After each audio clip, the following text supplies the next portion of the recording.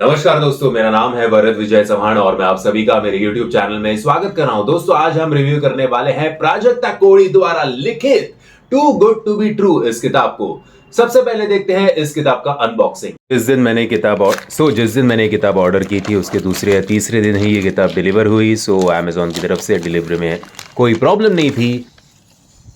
काफ़ी अच्छी कंडीशन में ये किताब डिलीवर भी हुई थी। बुक का वेट इतना कुछ ज़्यादा नहीं लग रहा है। कवर पेज अच्छा है बट और थोड़ा डार्क आई थिंक होना चाहिए था। काफ़ी ब्राइट है तो थोड़ा इसे डल लगा मुझे कवर पेज, लेकिन ओवरऑल कॉन्सेप्ट के हिसाब से जा रहा है। कवर भी इसका काफ़ी पतला है, पन्ने भी इसके काफ़ी पतले हैं। अरे प्राजक्ता जी का फ़ोटो भी हमें इस किताब के एंड में दिखाई देता है।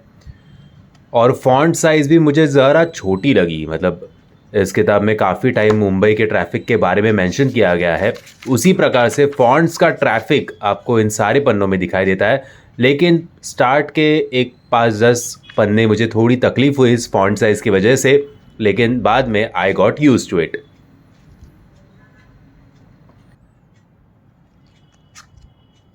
अरे यहाँ पे कुछ नोट भी लिखा है प्राजक्ता जी ने। क्या लिखा है बाबा? The fact that you bought this copy without reading reviews on Amazon really shows how blind love can be. तो चलो पढ़ते हैं।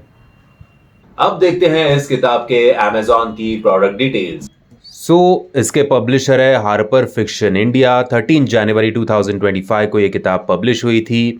पेपर बैक के पेजेस है 320। बेस्ट सेलर रैंक में इसका रैंक है नंबर 2, नंबर 1 इन फिक्शन में और नंबर 1 इन रोमांस में। फिलहाल इसको रेटिंग है 4.6 की और 233 लोगों ने इसको रेट किया है। हाल ही में ये किताब पब्लिश हुई है और काफी अच्छा रिस्पांस इसको Amazon पे तो मिल रहा है। आई एम श्योर बाकी भी ऑनलाइन प्लेटफॉर्म से इसको अच्छी तरीके से ये किताब बिक्री होगी। एक तो सबसे पहले मेरी मेंटालिटी समझो, ये मेरी लाइफ की 20वीं किताब है। इसके पहले मैंने जितनी भी किताबें पढ़ी थी वो माइथोलॉजिकल फिक्शन या हिस्टोरिकल फिक्शन वाली थी। ये रोमांटिक जॉनर वाली या रोमकॉम वाली किताब मैंने फर्स्ट टाइम खरीदी just because of my wife, क्योंकि मेरी पत्नी ने मुझसे कहा, अरे प्राजक्ता कोळीचं नवीन पुस्तक येते, आपण मागवायचं का ते? तो मैंने उसको बोला, हाँ भाई मंगा, वैसे भी अभी तक 6 साल हो गए शादी को, अभी तक तो बहुत चल रही है मेरी, अगर मैं तेरे को ना बोला तो थोड़ी मंगाने वाली है। तो इसलिए just because of my wife मैंने ये किताब मंगवाई और हम दोनों में से सबसे पहले मैंने इस किताब को फिनिश किया है। और आई वुड से कि जो आदत मुझे इन किताबों की वजह से और अन्य किताबों की वजह से लगी थी, आप एक बार मैंने जिन जिन किताबों का रिव्यू किया है उसकी प्लेलिस्ट की लिंक आपको डिस्क्रिप्शन बॉक्स में मिल जाएगी। एक बार उसे भी चेक करना, आपको जरूर पसंद आएगी। ये जितनी भी किताबें मैंने पढ़ी थी उस हिसाब से ट्विस्ट एंड टर्न्स और ये सारी चीजें मुझे इस किताब में ऑब्वियसली नजर नहीं आई, क्योंकि इसका जॉनर ही पूरी तरीके से अलग है। लेकिन इतने सारे ट्विस्ट एंड टर्न्स ना होने के बावजूद, एक सिंपल प्लेन लव स्टोरी होने के बावजूद भी मैंने इस किताब को अच्छा एंजॉय किया।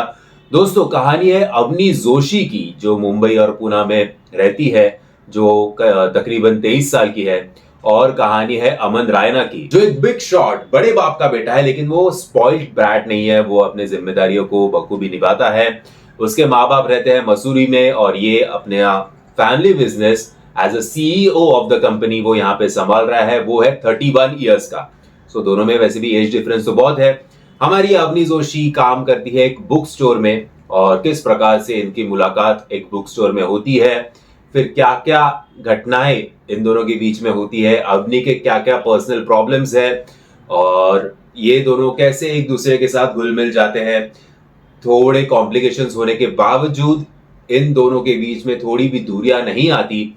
कैसे ये दोनों, खास करके अमन, अपने इस लव लाइफ को बचाने के लिए झगड़ता है, उसके ऊपर ये सारी की सारी कहानी आधारित है। आई थिंक जब मैं स्टार्टिंग में पढ़ रहा था तो नो डाउट कॉन्वर्सेशंस आपको पढ़ के आपके चेहरे पे एक स्माइल तो जरूर आएगी। तो वो कॉन्वर्सेशन आप काफी एंजॉय करोगे। बीइंग अ बॉय, एक मुझे ऐसे लग रहा था ये कितना कॉम्प्लिकेटेड कर रही है भाई ये लड़की। एक साधा सिचुएशन है, उसको एक लाइन में भी खत्म किया जा सकता था, लेकिन मैं ऐसे करूं क्या, तो मैंने वैसे किया तो क्या होगा। तो मैंने अगर ऐसे बिहेव किया तो ठीक है, मैंने तो किया बाबा, लेकिन उसने मुझे फोन क्यों नहीं किया, उसने मुझे मनाने की कोशिश क्यों नहीं की। उसने ये क्यों नहीं किया, उसने वो क्यों नहीं किया। अच्छा अभी थोड़ा झगड़ा हो गया तो मैं उसको मैसेज करूँ क्या, लेकिन अगर मैं उसको मैसेज करूंगी तो मेरा स्टैंड क्या है ये उसको समझ में आएगा, तो उसे मैसेज करने देते हैं। ये सारा बाप रे, मतलब काफी हद तक जो हम सभी ने अपने कॉलेज लाइफ में या अभी भी मैं 6 साल जो बर्दाश्त कर रहा हूं वो मुझे इस किताब में पढ़ने को मिलता है। सो आप किसी ना किसी आपके फेज में, अगर आप लड़का हो या लड़की हो, दोनों में से आप किसी ना किसी फेज थ्रू तो इसमें से जाते ही हो, इसलिए आप इन दोनों ही कैरेक्टर से आराम से कनेक्ट कर पाते हो। अवनी का खुद का एक पर्सनल प्रॉब्लम भी है, एक पर्सनल उसकी लाइफ की ट्रेजेडी भी है। अब वो ट्रेजेडी क्या है उसके लिए इस किताब को जरूर पढ़ना। और साथ ही में इंग्लिश जो है वो काफी इजी टू अंडरस्टैंड है।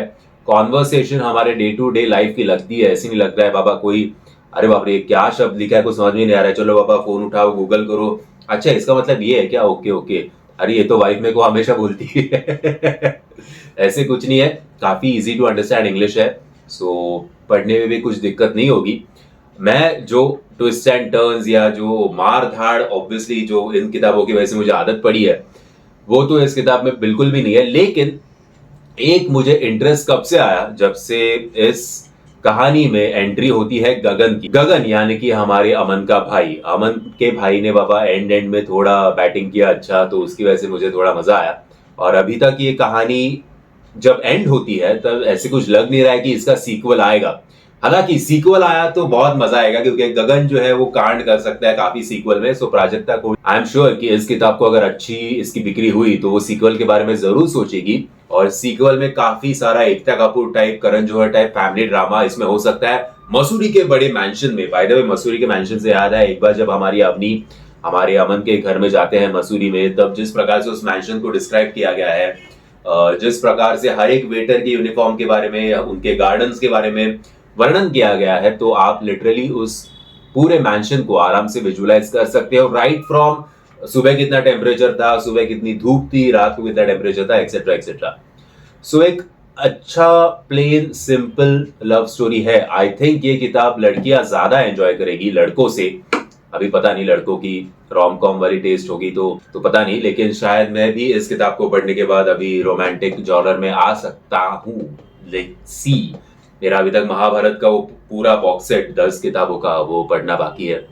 सो देखते हैं। मेरी तरफ से तो मैं ये किताब आपको आराम से रेकमेंड कर सकता हूँ कि अगर आपको ज्यादा ट्विस्ट एंड टर्न्स, एक्शन, खून खराबा ये सारी चीजें नहीं चाहिए, एक simple plain love story with proper emotions, कुछ कुछ हल्के फुल्के सीन्स के साथ अगर आप एक किताब ढूंढ रहे हो तो ये किताब आपके लिए एक अच्छा ऑप्शन। दोस्तों अगर आपने किताब पढ़ी होगी तो आप मेरे इस राय से एग्री करते हो या डिसएग्री करते हो, ये कमेंट्स के माध्यम से मुझे बताना। और अगर आपको ये वीडियो पसंद आएगा तो याद से वीडियो को लाइक शेयर और चैनल को सब्सक्राइब करना मत भूलना।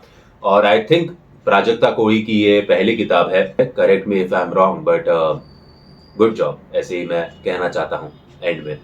जय हिंद, जय महाराष्ट्र।